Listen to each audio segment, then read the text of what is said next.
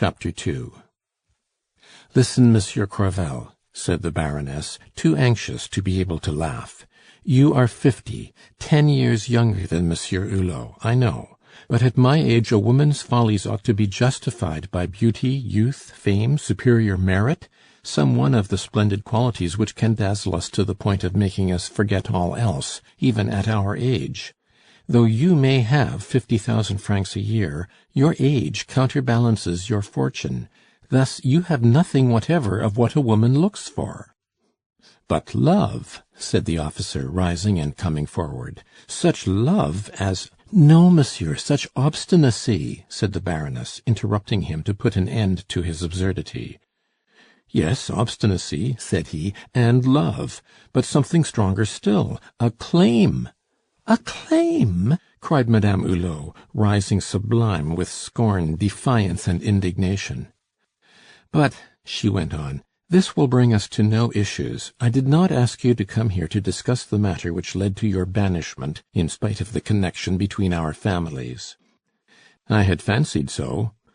"What, still?" cried she. "Do you not see, monsieur, by the entire ease and freedom with which I can speak of lovers and love, of everything least creditable to a woman, that I am perfectly secure in my own virtue? I fear nothing, not even to shut myself in alone with you. Is that the conduct of a weak woman? You know full well why I begged you to come." "No, madame," replied Crevel, with an assumption of great coldness. He pursed up his lips and again struck an attitude. "Well, I will be brief to shorten our common discomfort," said the Baroness, looking at Crevel.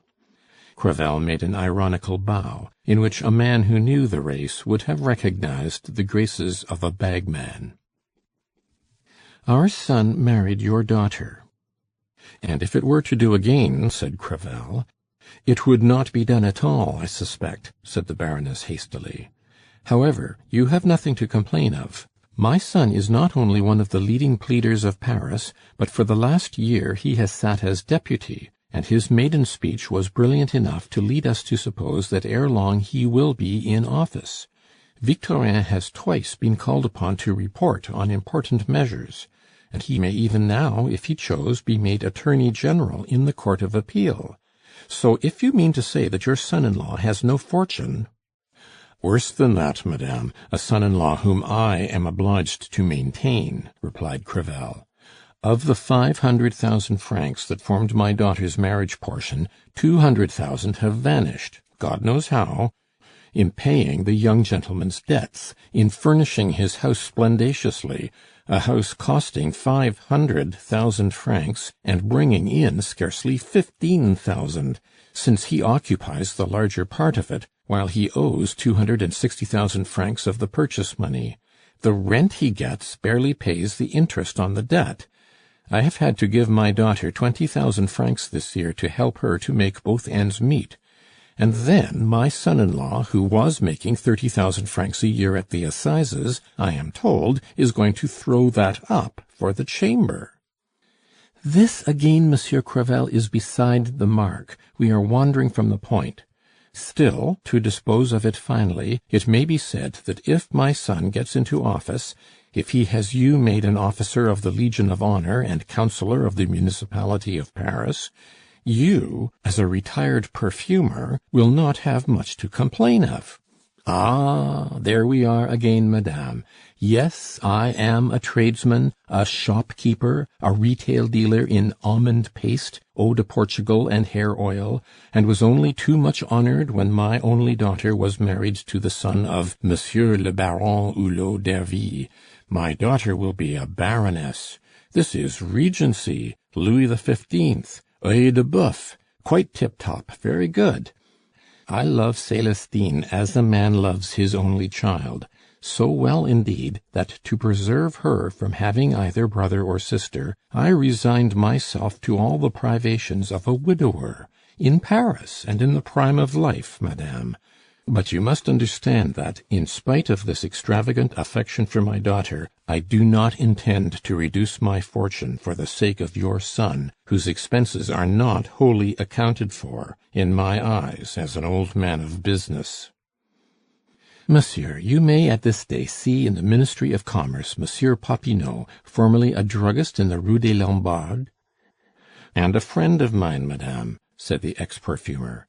"For I, Célestin Crevel, foreman once to old César Birotteau, bought up the said César Birotteau's stock, and he was Popinot's father-in-law. Why, that very Popinot was no more than a shopman in the establishment, and he is the first to remind me of it. For he is not proud, to do him justice, to men in a good position with an income of 60,000 francs in the funds." "Well, then, monsieur, the notions you term regency are quite out of date at a time when a man is taken at his personal worth, and that is what you did when you married your daughter to my son." "But you do not know how the marriage was brought about," cried Crevel. "Oh, that cursed bachelor life! But for my misconduct, my Célestine might at this day be Vicomtesse Popinot." "Once more have done with recriminations over accomplished facts," said the Baroness anxiously. "Let us rather discuss the complaints I have found on your strange behavior. My daughter Hortense had a chance of marrying. The match depended entirely on you. I believed you felt some sentiments of generosity. I thought you would do justice to a woman who has never had a thought in her heart for any man but her husband, that you would have understood how necessary it is for her not to receive a man who may compromise her, and that for the honor of the family with which you are allied, you would have been eager to promote Hortense's settlement with Monsieur le Conseiller Lebas. And it is you, monsieur, you have hindered the marriage." "Madame," said the ex-perfumer, "I acted the part of an honest man. I was asked whether the 200,000 francs to be settled on Mademoiselle Hortense would be forthcoming. I replied exactly in these words: 'I would not answer for it. My son-in-law, to whom the Hulots had promised the same sum, was in debt, and I believe that if Monsieur Hulot d'Ervy were to die to-morrow, his widow would have nothing to live on.' There, fair lady." "And would you have said as much, monsieur," asked Madame Hulot, looking Crevel steadily in the face, "if I had been false to my duty?" "I should not be in a position to say it, dearest Adeline," cried this singular adorer, interrupting the Baroness, "for you would have found the amount in my pocket-book." And adding action to word, the fat guardsman knelt down on one knee and kissed Madame Hulot's hand, seeing that his speech had filled her with speechless horror, which he took for hesitancy. "What! Buy my daughter's fortune at the cost of— Rise, monsieur, or I ring the bell." Crevel rose with great difficulty. This fact made him so furious that he again struck his favorite attitude. Most men have some habitual position by which they fancy that they show to the best advantage the good points bestowed on them by nature. This attitude in Crevel consisted in crossing his arms like Napoleon, his head showing three-quarters face, and his eyes fixed on the horizon, as the painter has shown the Emperor in his portrait. "To be faithful," he began with well-acted indignation, "so faithful to a "To a husband who is worthy of such fidelity," Madame Hulot put in, to hinder Crevel from saying a word she did not choose to hear. "Come, madame, you wrote to bid me here, you ask the reasons for my conduct, you drive me to extremities with your imperial airs, your scorn and your contempt. Anyone might think I was a negro. But I repeat it, and you may believe me, I have a right to make love to you, for— But no, I love you well enough to hold my tongue." "You may speak, monsieur. In a few days I shall be 48. I am no prude. I can hear whatever you can say." "Then will you give me your word of honor as an honest woman, for you are, alas for me, an honest woman, never to mention my name, or to say that it was I who betrayed the secret?" "If that is the condition on which you speak, I will swear never to tell anyone from whom I heard the horrors you propose to tell me, not even my husband." "I should think not, indeed, for only you and he are concerned." Madame Hulot turned pale. Oh, if you still really love Hulot, it will distress you. Shall I say no more? Speak, monsieur, for by your account you wish to justify in my eyes the extraordinary declarations you have chosen to make me, and your persistency in tormenting a woman of my age, whose only wish is to see her daughter married, and then to die in peace. You see, you are unhappy. I, monsieur? Yes, beautiful, noble creature, cried Crevel. You have indeed been too wretched. Monsieur, be silent and go, or speak to me as you ought. Do you know, madame, how Master Hulot and I first made acquaintance? At our mistress's, madame. Oh, monsieur! Yes, madame, at our mistress's, Crevel repeated in a melodramatic tone, and leaving his position to wave his right hand. Well, and what then? Said the Baroness coolly, to Crevel's great amazement. Such mean seducers cannot understand a great soul. I, a widower 5 years since, Crevel began in the tone of a man who has a story to tell, and not wishing to marry again for the sake of the daughter I adore, not choosing either to cultivate any such connection in my own establishment, though I had at the time a very pretty lady accountant, I set up, on her own account, as they say, a little sempstress of 15, really a miracle of beauty, with whom I fell desperately in love.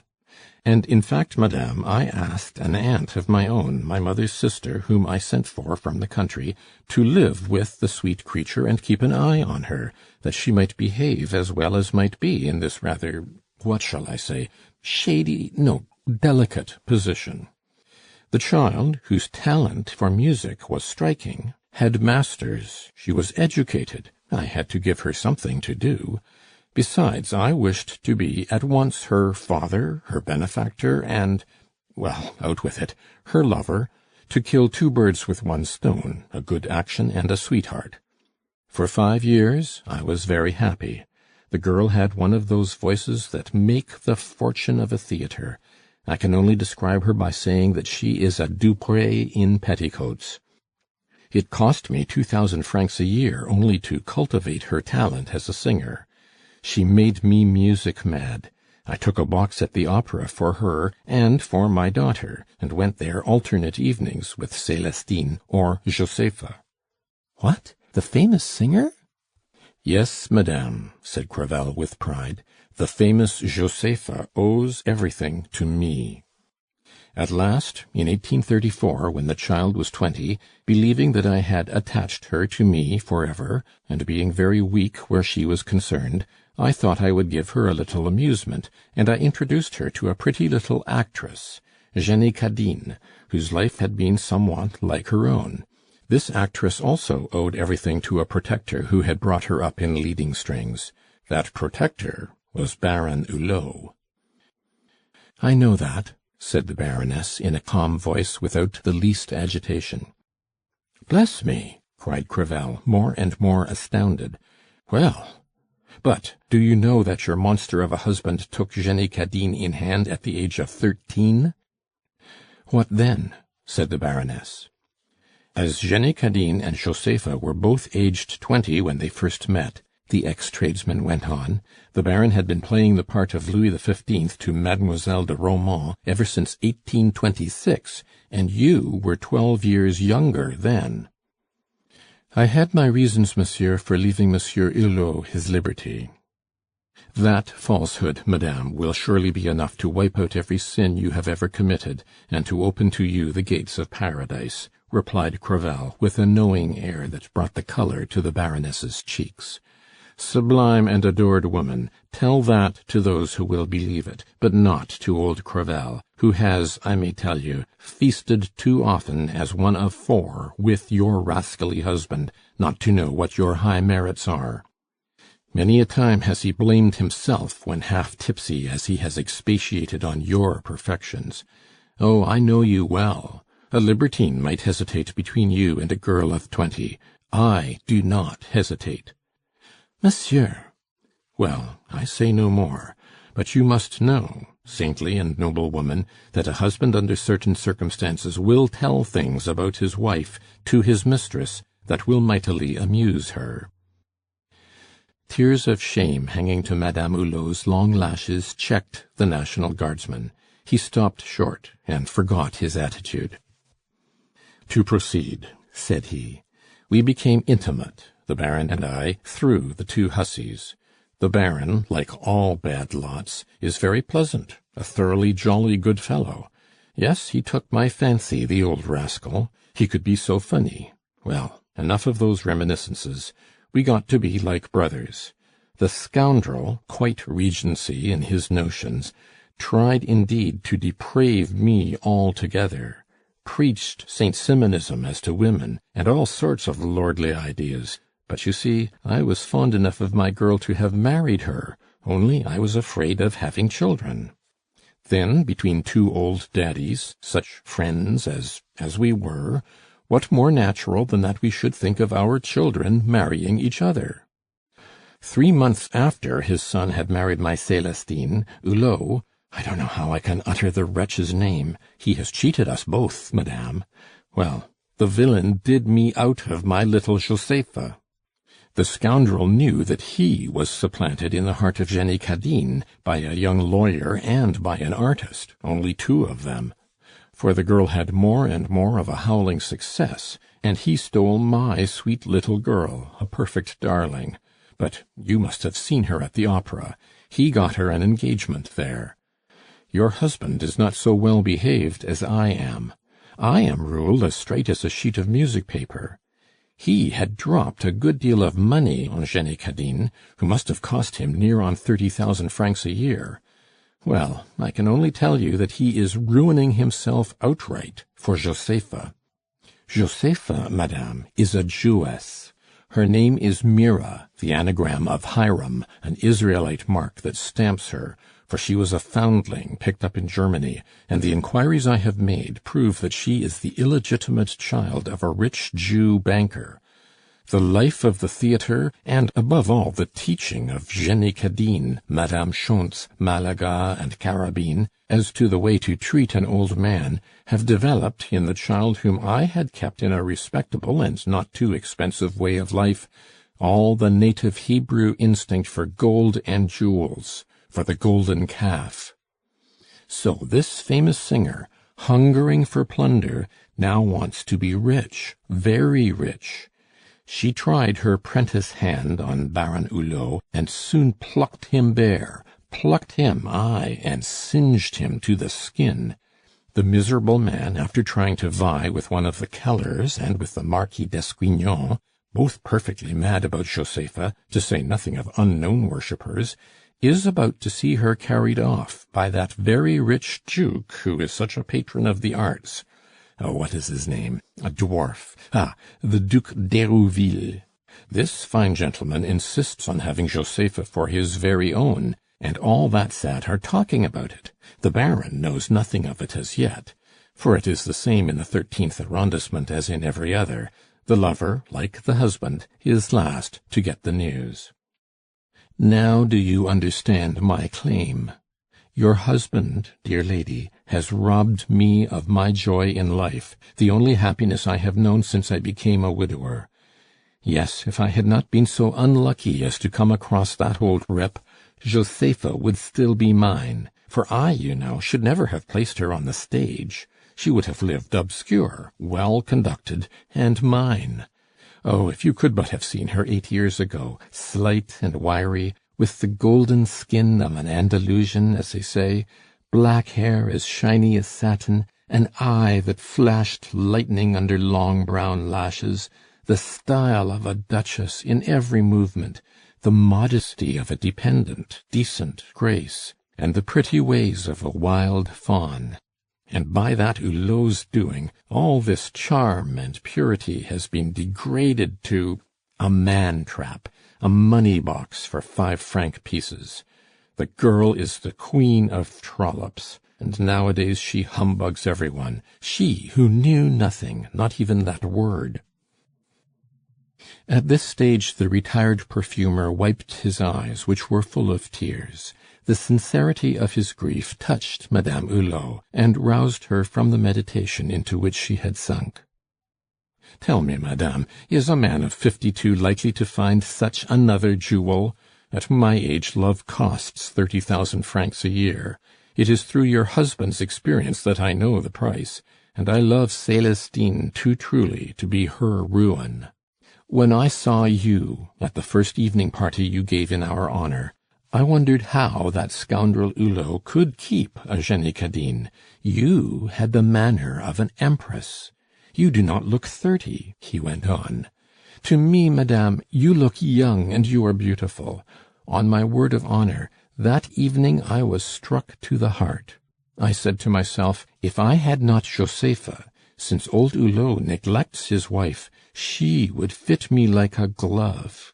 Forgive me, it is a reminiscence of my old business. The perfumer will crop up now and then, and that is what keeps me from standing to be elected deputy. And then, when I was so abominably deceived by the Baron, for really between old rips like us our friend's mistress should be sacred, I swore I would have his wife.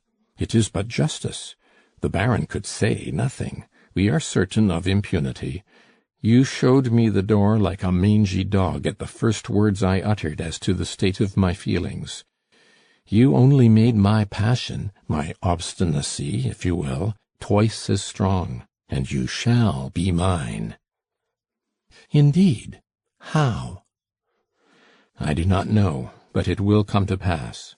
You see, madame, an idiot of a perfumer, retired from business, who has but one idea in his head, is stronger than a clever fellow who has 1,000. I am smitten with you, and you are the means of my revenge. It is like being in love twice over. I am speaking to you quite frankly, as a man who knows what he means. I speak coldly to you, just as you do to me when you say I never will be yours.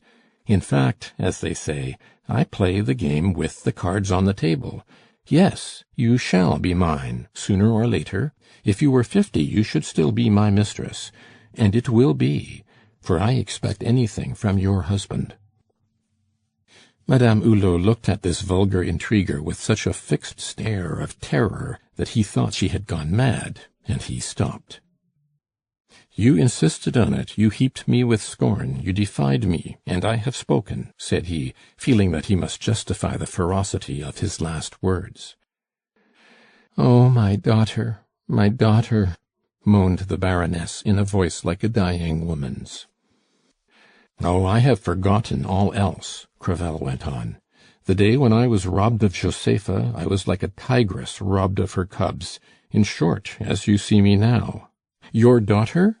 Yes, I regard her as the means of winning you.